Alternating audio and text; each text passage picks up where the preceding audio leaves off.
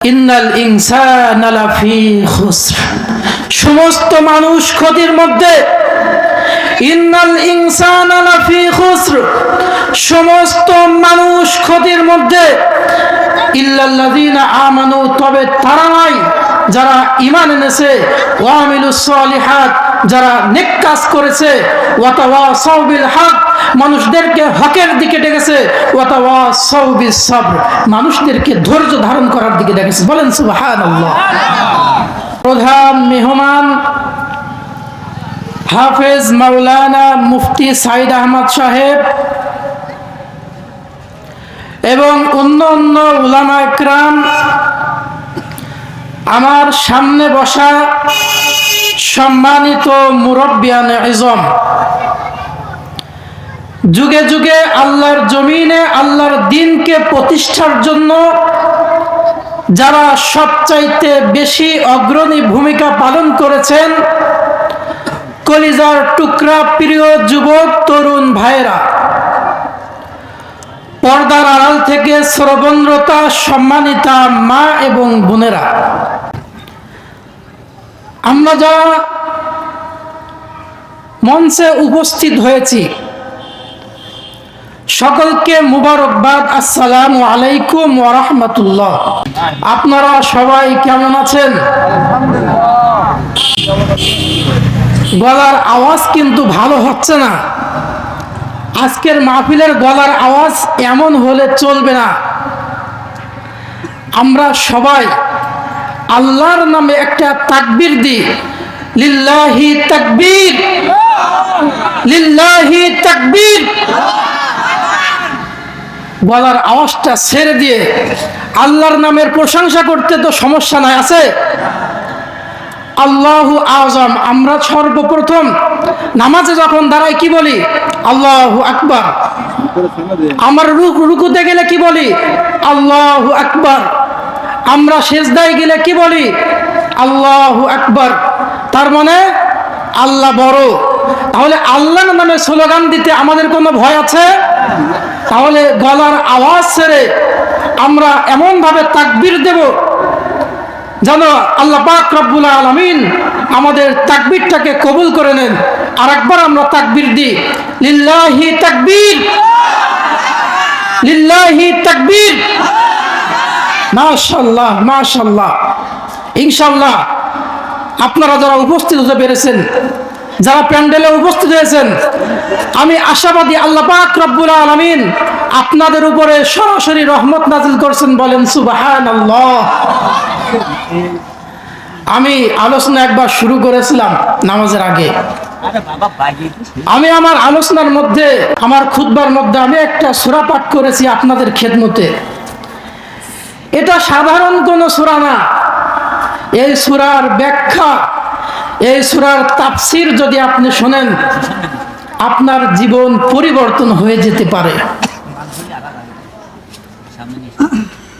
আপনার জীবনের মোড় ঘুরে যেতে পারে। আপনার চিন্তা ভাবনাও পরিবর্তন হতে পারে। এটা সাধারণ কোনো সূরা নয়। এই সূরার মধ্যে দুনিয়া এবং আখিরাতের সফলতা রয়েছে। ছোট্ট একটি সূরা, সূরাতুল আসর, কুরআনুল কারীমের 103 নম্বর সূরা। এই সূরার মধ্যে মাত্র 3টি আয়াত আছে। কয়টি? 3টি আয়াত আছে। ভাইরা আমার, খুব লক্ষ্য করে শুনতে হবে। অনেক বড় বড় ওয়াইজিন, অনেক বড় বড় উলামা ইকরাম ওয়াজ করবেন, আপনারা প্রাণ ভরে ওয়াজ শুনবেন, কিন্তু আমি কিন্তু ওয়াজ করতেছি না। আমি সূরা আসরের সংক্ষিপ্ত একটা তাফসীর, সংক্ষিপ্ত একটা ব্যাখ্যা আমি আপনাদেরকে দেব। এজন্য সবাই এই সূরা থেকে যেন একটা শিক্ষা গ্রহণ করতে পারেন।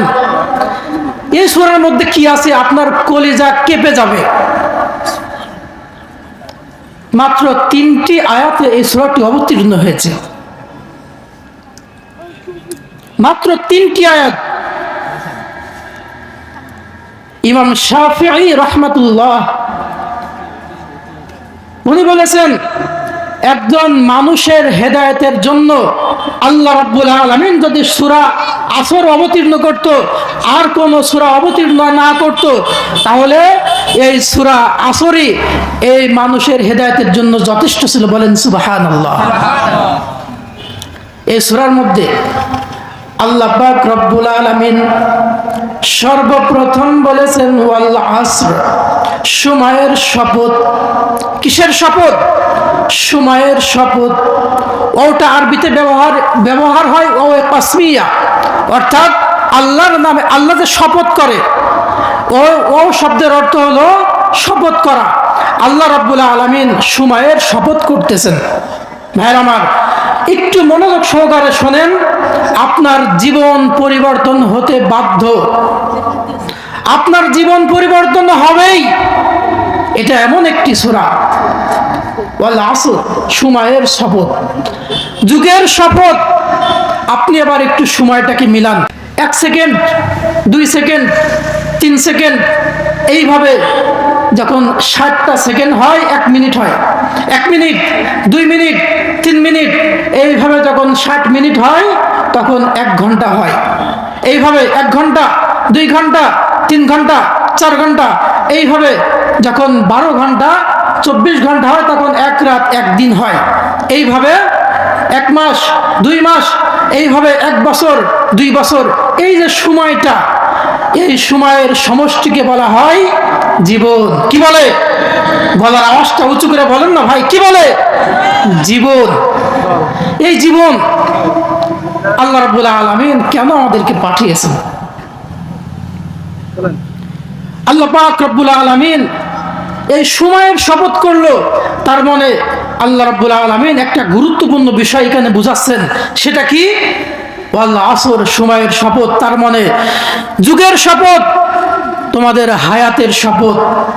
ইন্নাল ইনসানা লাফি খুসর, সমস্ত মানুষ ক্ষতির মধ্যে।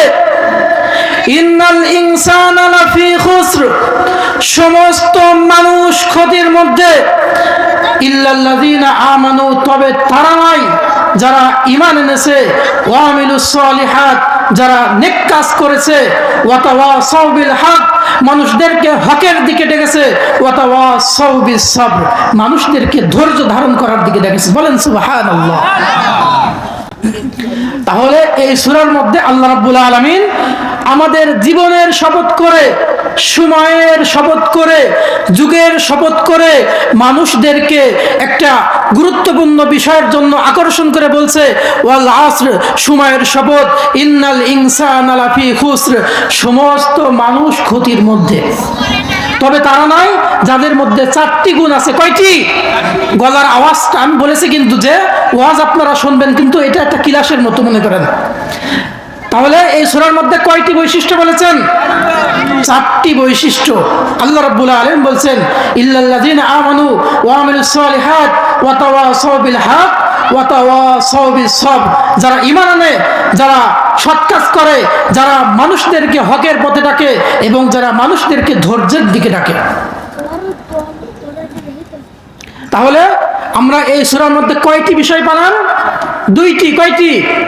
2টি। তার মানে 2 শ্রেণীর মানুষ এই পৃথিবীতে বসবাস করে। 1 শ্রেণীর মানুষ ক্ষতিগ্রস্ত, আর 1 শ্রেণীর মানুষ সফল কাম। বুঝতে পেরেছেন তো? 1 শ্রেণীর মানুষ ক্ষতিগ্রস্ত, আর 1 শ্রেণীর মানুষ সফল কাম। এবার আপনি আপনার জীবনটাকে, আপনার চোখটা বন্ধ করে জীবনের দিকে তাকান। আপনি সফলতার দিকে নাকি আপনি বিফলতার দিকে? ইমাম ইবনে কাসির রাহমাতুল্লাহি আলাইহি উনি বলেছেন এই সূরার মধ্যে মানুষের সফলতা আছে, মানুষের সফলতার উদ্ভিদ আছে এই সূরার মধ্যে, আবার মানুষের বিফলতার, ব্যর্থতার উদ্ভিদ এর সূরার মধ্যে আছে। এবার আপনি আপনার জীবনের দিকে তাকান, জীবনের দিকে তাকিয়ে দেখেন। আপনার হাতে যদি ঘড়ি থাকে তাহলে আপনি বুঝতে পারবেন। আপনার ঘড়ির দিকে তাকান, তাকিয়ে দেখেন আপনার সময় কিভাবে শেষ হয়ে যাচ্ছে। এত দ্রুত আপনার সময় শেষ হচ্ছে, আপনি ঘড়ির দিকে না তাকাইলে বুঝবেন না। আল্লাহ রাব্বুল আলামিন আমাদেরকে এই সময়ের শপথ করে একটা শিক্ষা দিচ্ছেন। কিন্তু আমরা যদি সফলতার দিকে যেতে না পারি, আমরা যদি বিফলতার পথে যাই, তাহলে আমাদের জন্য রয়েছে দুর্ভোগ। আমরা আছি পরীক্ষার হলে, পরীক্ষার হলের মধ্যে আছি আমরা। আমাদের সময় এদিকে লক্ষ্য করি, আমাদের সময় কিন্তু শেষ হয়ে যাচ্ছে। ইমাম রাজি রাহিমাহুল্লাহ উনি বলেছেন, আমি এই ওয়াল আসরের ব্যাখ্যা এইভাবে বুঝেছি যে একজন আইসক্রিম বিক্রেতা উনি বলতেছেন, তোমরা গচ্ছিত ধনভাণ্ডার সংরক্ষণ করো ফুরিয়ে যাওয়ার আগে। এদিকে লক্ষ্য করেন, ইমাম রাজি রাহিমাহুল্লাহ বলতেছে যে আমি সূরা এই আসরের ব্যাখ্যা বুঝেছি একজন আইসক্রিম বিক্রেতার সাথে। কিভাবে? উনি বলতেছেন, গচ্ছিত ধনভাণ্ডার শেষ হওয়ার পূর্বেই তোমরা এটা সংরক্ষণ করো। তার মানে আইসক্রিমটা যেভাবে গলে যায়, একটা আইসক্রিম বা একটা বরফের দলা যদি আপনি এক জায়গায় রেখে দেন, ওই বরফের ক্ষমতা নাই নিজেকে স্থির করে রাখা। বরফ যেভাবে গলতে থাকে একসময় গলে শেষ হয়ে যায়, ঠিক তেমনভাবে আমাদের জীবনের সময়টা বরফের মতো গলতেছে, বরফের মতো শেষ হয়ে যাচ্ছে। আমার আপনার ক্ষমতা নাই ওই সময়টাকে ধরে রাখার। কিন্তু আমি আপনি যদি ওই সময়টাকে কাজে লাগাতে পারি, তাহলে আমি আপনি সফল কাম। আর কাজে লাগাইতে না পারলে আমি ব্যর্থ। পরীক্ষার হলে যেমন শিক্ষার্থীরা পরীক্ষার জন্য তাড়াহুড়া করে, লেখার জন্য তাড়াহুড়া করে, পরীক্ষার হলে কেউ যদি চুপ করে বসে থাকে, কেউ যদি অন্য কাজ করে, তাহলে আমরা তাকে পাগল বলি, পাগল। কারণ মাত্র 4 ঘন্টা সময়, লেখা অনেক বাকি, আমাকে লিখতে হবে। তো আমাদের হায়াতের একটা সময় আছে, একটা সীমা আছে, আমাদের সময় শেষ হয়ে যাচ্ছে, কিন্তু আমরা আমাদের উদ্দেশ্য বুঝতেছি না। আমরা যদি আমাদের উদ্দেশ্য না বুঝি, তাহলে কিন্তু আমাদের সেই বিফলতার, যেরকমভাবে পরীক্ষার হলের সময় শেষ হয়ে গেলে আমি যদি ঠিকমতো না লিখে আমি পাশ করতে পারবো না, ঠিক আমাদের জীবনটা একটা পরীক্ষার হল। আমরা যদি আল্লাহ পাক রব্বুল আলামিনের ইবাদত বন্দেগী করে না যেতে পারি, তাহলে আমরা কিন্তু পরীক্ষায় হেরে যাব। আমরা কিন্তু কাল কিয়ামতের মাঠে জাহান্নাম থেকে মুক্তি পাবো না।